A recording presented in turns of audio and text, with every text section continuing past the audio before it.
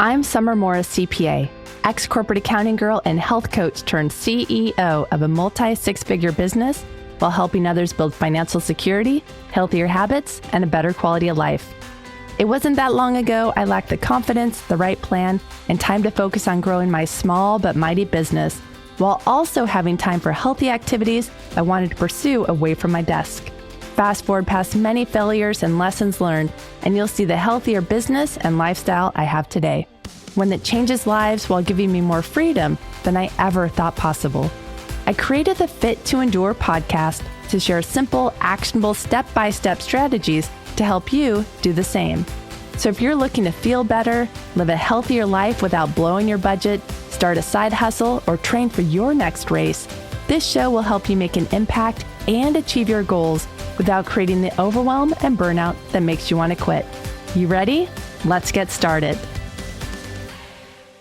Hello, and welcome back to the Fit to Endure podcast. I'm your host, Summer Morris, CPA. Thank you for sharing your time with me today. So today's topic feels well overdue. Like I should have been talking about this years ago, well before I had this podcast, because I've personally experienced it from my previous corporate life and while working for myself these past 10 years. It's a topic that friends who might have started as former coworkers of mine or people I've met in the community somewhere that they'll openly discuss with me. And given my background, which combines accounting, yoga, mindfulness, and health coaching, I know it might be a little bit different than most. But people close to me, coaching clients, or even accounting clients will occasionally call and ask for guidance. For many people, today's topic feels palpable and in their faces, and the remedies provided don't necessarily feel safe or allow us to use them without retaliation, or so we feel. Today, we're discussing workplace stress and its effect on our overall health, quality of life, and well-being. Did you know that nearly 1 in 5 U.S. adults live with a mental illness? For real. And even more staggering, workplace stress alone has been blamed for 120,000 deaths each year. That's right, 120,000 deaths. Take a moment to let that sink in. It's a silent epidemic affecting our work and every aspect of our lives, including our personal lives. Whether you're an employer, employee, or just someone interested in greater well-being, this episode is for you. If you find value in this episode, I hope you'll share it with somebody who could also benefit from it, whether it's someone in your workplace or a role that you feel that they can empower and help others to feel better too. I'm going to reference various resources in today's episode, and you'll find links to all of them in the show notes. You can find those show notes at summermorris.com/34. That's summermorris.com/ and the numbers 34. Did you know that 83% of U.S. workers suffer from work-related stress and that over half of those workers feel its impact at home? 83%. That's right. I'll say it again. 83% of U.S. workers suffer from work-related stress, and that over half of those workers feel that it impacts their home life. So what exactly contributes to our stress at work? For many, it's the blurring of work-life boundaries, with work creeping into every nook and cranny of our personal lives. Like, have you ever found yourself checking emails, those work emails, during dinner, or worrying about a project during your family time? If so, you're not alone. Some of the most common workplace stressors include concerns about job security, which might cause you to pick up the phone when the boss calls you on Sunday afternoon during your family time, or the need to learn new skills quickly, adapting to new work environments or new work personalities, boundary issues in the workplace, and even the fear of employer retaliation if you speak up about issues causing or increasing your stress. Now that's a lot to carry. And let's not forget the increasing emotional load of isolation, uncertainty, or fear that our communities have been experiencing in recent years. Workplace undermining and putting down employees from coworkers, supervisors, and managers can severely impact morale and increase our stress. I've gathered 10 examples that I've heard about or witnessed personally to share with you today. So I'm curious to find out if any of these you've also noticed or experienced yourself. If so, shoot me a message at podcast@summermorris.com. Tell me which one it was or if there's a handful of them and what happened. I'm so curious and I can use it in a follow-up episode later on. That's podcast, podcast, @summermorris.com. That's the email address. All right, let's talk about those 10 examples that I've either heard about or witnessed personally that I want to share with you. The first, public criticism. A supervisor openly criticizes an employee's work in group meetings instead of providing constructive feedback in private. Now, this can humiliate the employee. It can also create a hostile atmosphere by demonstrating how criticizing others in this insensitive way is acceptable. I mean, if the boss did it, why can't I do it? And that should not be, right? Number 2, exclusion from meetings or projects. When a coworker doesn't include or invite a colleague to important meetings or projects, the colleague misses out on critical information, leading to feelings of isolation and undervalue. 3, taking credit for others' work. A team member presents ideas or projects as their own, even though a colleague or team of coworkers primarily developed them.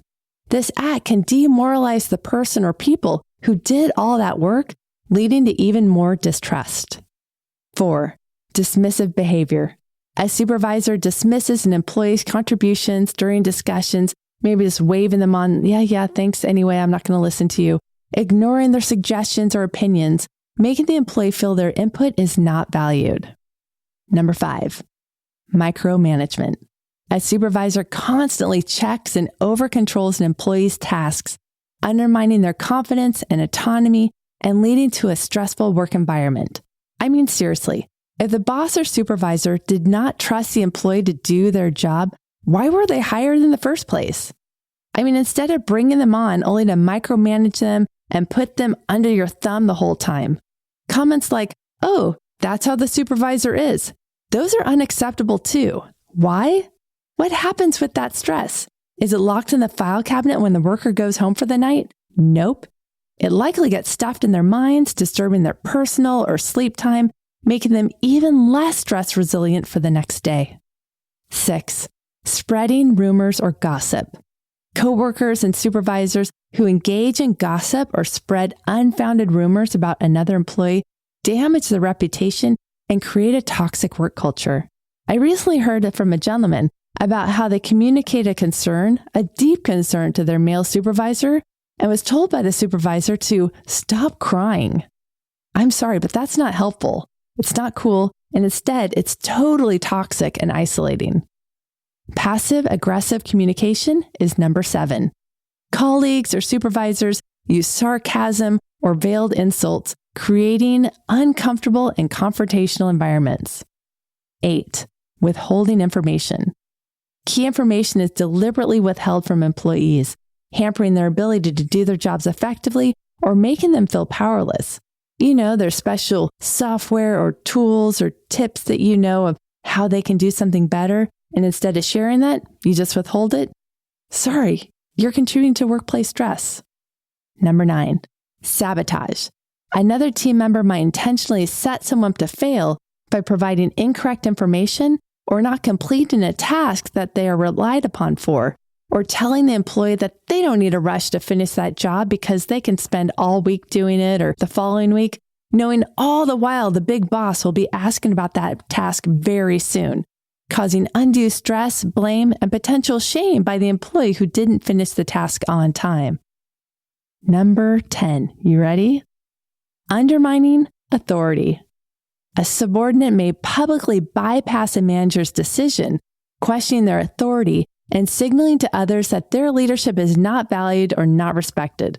Yeah, I've heard of this one too, where a new supervisor or boss comes in and the folks that are already there that are used to the workplace stress, that are used to that toxic drama environment, and that new person comes in and is ready to make some changes and create a stronger work network, the group that's there will say, hey, if they try to make us do more work, we're going to make their life hell and get them to leave. We're not going to listen to them. Sound familiar? These behaviors can increase workplace stress, decrease productivity, lower job satisfaction, and potentially create high employee turnover. Addressing and mitigating such issues through clear communication, conflict resolution, and a supportive environment is crucial for maintaining a healthy workplace. But here's the catch.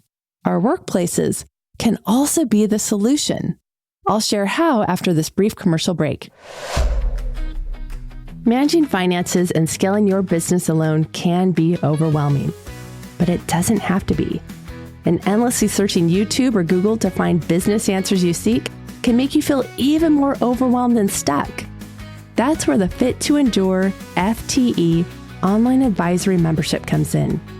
By joining FTE, you'll gain access to resources and become part of a community where you can learn, grow your business, and navigate challenges more clearly and easily. Curated training sessions and live Q&A each week can help you better understand QuickBooks Online, your business and personal finances, your income taxes, and how to use technology tools plus healthy boundaries to boost efficiency, free up more of your time, while also creating more satisfied repeat customers. You can also submit your questions via the Ask a Coach tool in our membership portal and have them answered personally. I am Summer Morris CPA, a strategic financial expert and QuickBooks Online coach dedicated to turning financial worries into success stories. I've been helping entrepreneurs and business owners like you improve profitability through smarter money management, financial literacy, and accountability. And I'm excited to introduce you to the Fit to Endure FTE online membership, your ultimate resource for financial growth and scaling your business. By joining FTE, you'll join a supportive community where you can learn, grow your business, and easily navigate challenges. How does that sound? And the membership, it starts at only $100 per month. That's right, $100. You can learn more at summermorris.com/FTE. That's summermorris.com/FTE. I'll see you inside. Welcome back. All right, it's time to focus on creating environments that promote mental health and well-being rather than harming it. You ready? Let's talk solutions. So what can employers and supervisors do to alleviate workplace stress? First off, show empathy. Employees should know that they're not alone and that help is available if they need it. Employers can create safe spaces for open discussions, including an environment where employees do not feel bullied by their supervisors. And for real, not just in the video of like, okay, we're going to have this video and everyone's going to watch and we're going to teach you that it's okay to speak to the superior or human resources if somebody's bullying you or somebody's causing additional or unnecessary drama, that they know that if they go to this supervisor or they go to human resources, they can do so without retaliation. Now that's the key, that they can do so without retaliation. Second, providing accesses to resources is critical. Whether it's leave flexibilities, mental health checklists, knowledgeable coaches, hello over here, or access to support networks, these tools empower employees to handle stress. Research indicates that flexible policies regarding time off and incorporating wellness programs can significantly reduce an employee's stress. What's also interesting is how addressing mental health and well-being in the workplace can benefit employees and employers. In fact, from a money or budgeting standpoint, I'll put that CPA hat back on and we'll talk budgeting. Every dollar spent on mental health and employee well-being has resulted in an average $4 return in productivity. That's right. Every single dollar spent on mental health and employee well-being has resulted in an average $4 return in productivity. These statistics remind us that employee well-being isn't just personal, it's good business too. Lastly, let's address stigma. Many workers hesitate to talk about stress, fearing judgment. Remember that stop crying comment I mentioned earlier? That kind of stuff. So encouraging open dialogue without negative consequences can transform our workplace dynamics. Ready for the key takeaways? Here we go. Our mental health and the level of stress we experience at work, it doesn't stay at work. It's interconnected with our overall well-being. And if we carry that stress on our shoulders out the workplace, it's going to affect our kids and our other family members too. So employers have the power and arguably the responsibility to create supportive, healthy environments. As workers, we can, too, take steps to advocate for ourselves and our personal wellness needs. There's no shame in seeking help or discussing what's weighing on us. And if you're an employer, remember that investing in personal wellness of your employees isn't just compassionate leadership, it's also a practical investment in productivity and loyalty.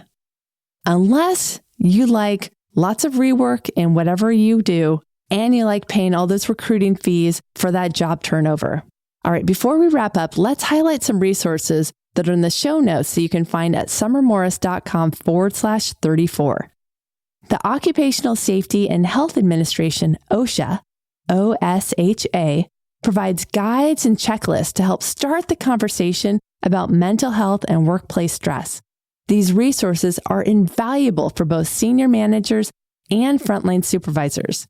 Some of the stuff you'll see in the show notes relates to getting started guides for employers, for the frontline supervisors and senior managers. There's mental health checklists, which are ways for employers to alleviate workplace stresses and support mental health. You'll find some workplace stress sample surveys.